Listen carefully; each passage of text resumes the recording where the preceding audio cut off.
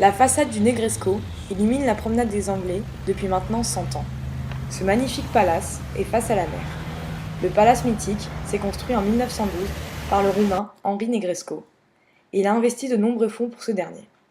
En 1925, le palace a déjà 12 ans. C'est un grand succès. L'aristocratie européenne s'y donne rendez-vous pour y passer l'hiver. Cependant, avec la Première Guerre mondiale, l'hôtel est réquisitionné et transformé en hôpital. Durant la Seconde Guerre mondiale, il est occupé par les Allemands et par les Américains. C'est la fin du règne de Henri Negresco. La famille Augier s'emporte acquéreur. Jeanne a 34 ans et vient d'épouser l'avocat niçois Paul Augier. Son père, Jean-Baptiste Ménage, charcutier breton reconverti dans l'immobilier, fait des affaires mirobolantes sur la côte. Sa mère est victime d'une erreur médicale au cours d'une opération bénigne qui lui fait perdre l'usage de ses jambes. Un jour, j'ai entendu dire que l'hôtel possédait un vaste ascenseur, écrit Jeanne Augier dans ses mémoires. Je me suis précipitée et j'ai constaté avec joie que le Negresco en disposait d'un, parfait pour le fauteuil roulant de ma mère. Nous avons alors décidé de racheter l'hôtel, presque pour une bouchée de pain. Le Negresco a longtemps incarné une sorte de Versailles délirant de l'hôtellerie française. Épaulée par son mari, la nouvelle maîtresse de maison déploie une énergie fulgurante pour le restaurer.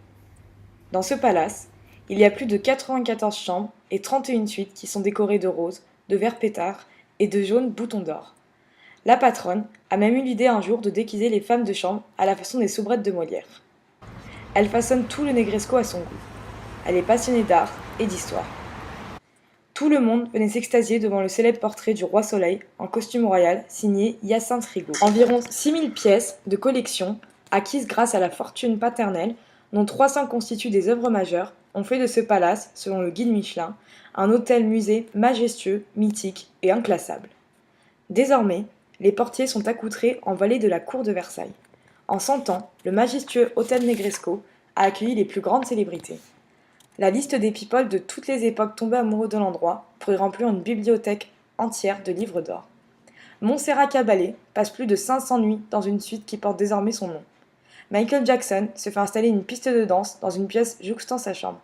Charles Aznavour et Charles Trenet, tous deux natifs du mois de mai, y fêtent presque chaque année leur anniversaire.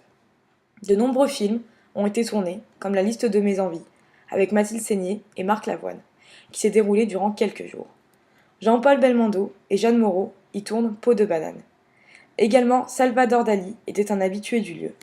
Luxe suprême qui tranche avec les autres palaces de la Côte d'Azur, les animaux sont admis dans l'hôtel. Carmen, le chat le plus pacha de France, en pousse des miaous de bonheur. Fin mars 2012, à la stupéfaction générale, les journaux annonçaient la mise sous tutelle de Jeanne Augier, propriétaire à 98% de l'hôtel de luxe. Cette dame de 90 ans, sans héritier, n'a plus toute sa tête. Son patrimoine, estimé à plus de 300 millions d'euros en biens immobiliers et en œuvres d'art, commençait à susciter les convoitises des employés qui se faisaient signer une augmentation de salaire de 35%. D'autres auraient fait main basse sur un tableau de maître ou un diamant. Sur décision du parquet de Nice, tous les biens de Madame Augier ont été transférés sur un fonds de dotation qui empêche par ailleurs la vente de l'hôtel. Le dernier palace familial de France est enfin sous protection. Dans son fauteuil roulant, la nonagénaire a beau arborer son invincible brochet Mauburn et une toilette des plus soignées, elle paraît un peu perdue. Nous sommes donc allés au Negresco, et coïncidence, nous l'avons rencontrée. Elle est bien sous tutelle, elle ne parle guère, et c'est sa tutrice qui a pris cette photo. Le Negresco a un passé chargé, mais a encore de beaux jours devant lui.